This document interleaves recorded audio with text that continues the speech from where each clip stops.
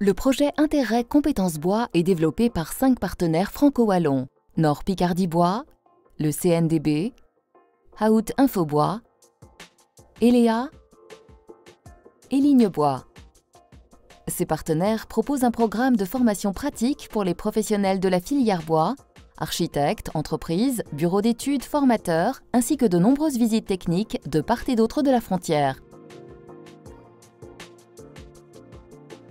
3 vidéos proposent l'étude de cas de figure spécifiques, étudiés en formation sous forme de didacticiel.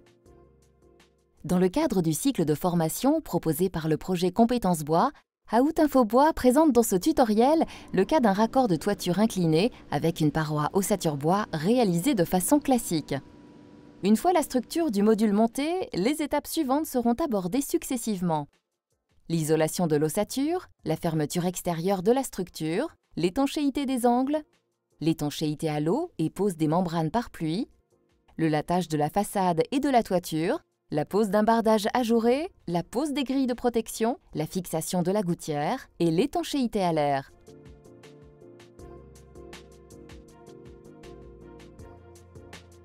L'isolation de la structure peut être réalisée par insufflation de fibres ou flocons ou via la pose de panneaux souples.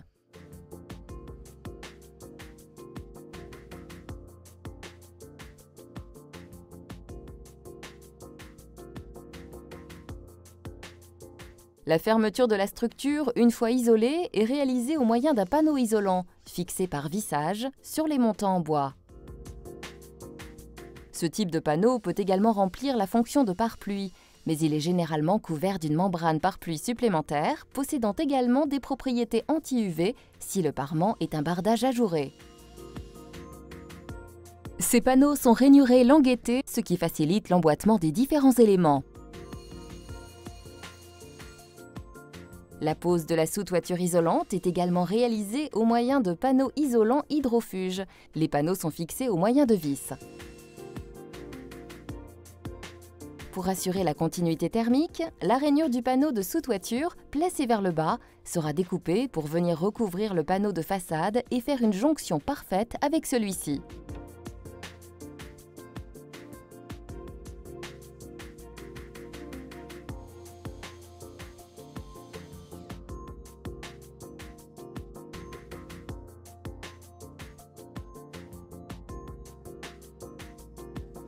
Le panneau de la toiture est doublé d'une membrane pare-pluie afin d'assurer les rejets d'eau éventuels vers la gouttière. Cette membrane est coincée dans la rainure du panneau de sous-toiture.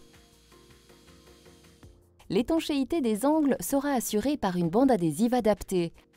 Au préalable, un enduit de finition aura été appliqué afin notamment d'assurer l'adhérence des bandes adhésives aux angles. Pour information, l'application de ce primeur n'a pas été réalisée lors du montage de la maquette.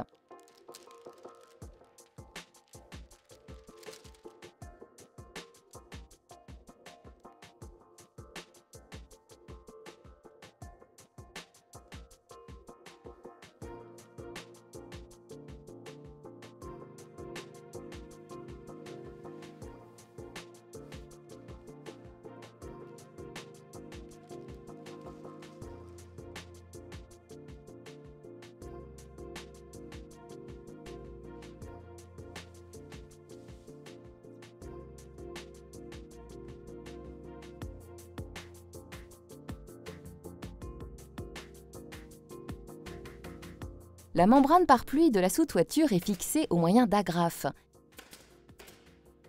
Les raccords entre les différents pans de la membrane sont assurés au moyen de bandes adhésives adaptées.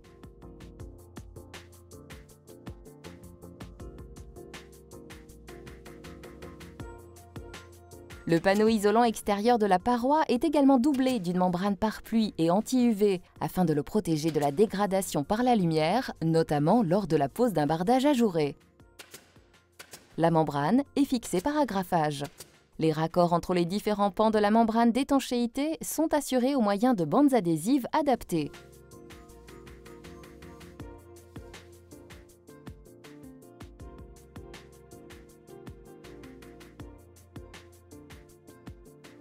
Le lattage de la toiture et de la façade s'effectue par vissage sur les chevrons ou montant en bois.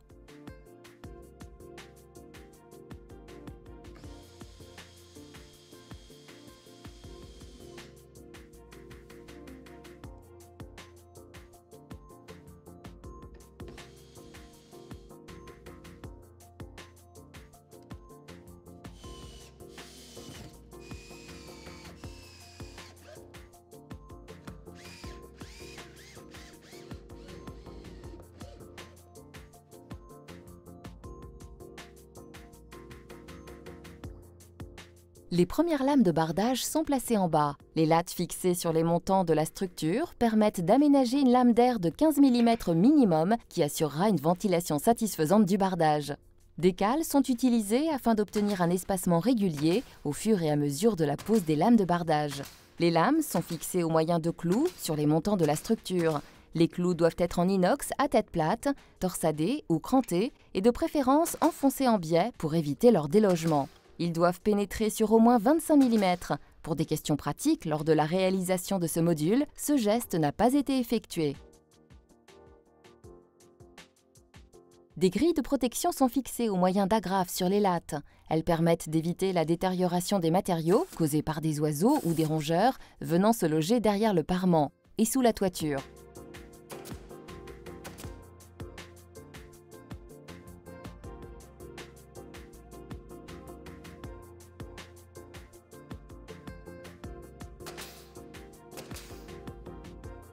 Après la pose de la planche de rive, la gouttière est fixée par vissage.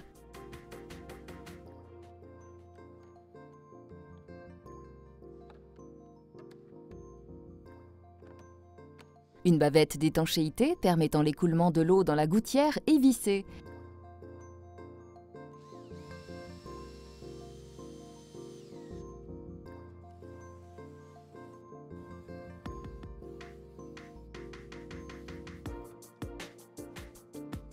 La jonction avec le pare-pluie de la toiture est assurée par une bande adhésive adaptée.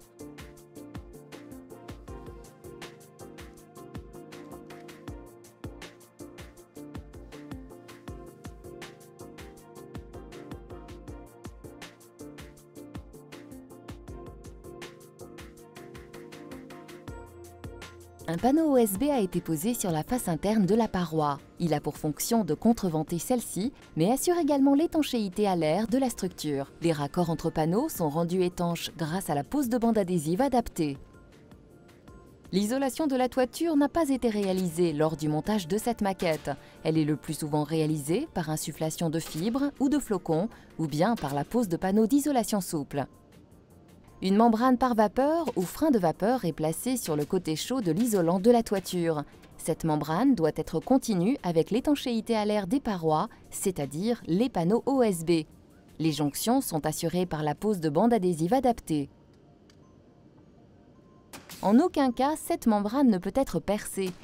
Toute pénétration, comme une cheminée par exemple, devra être parfaitement étanche.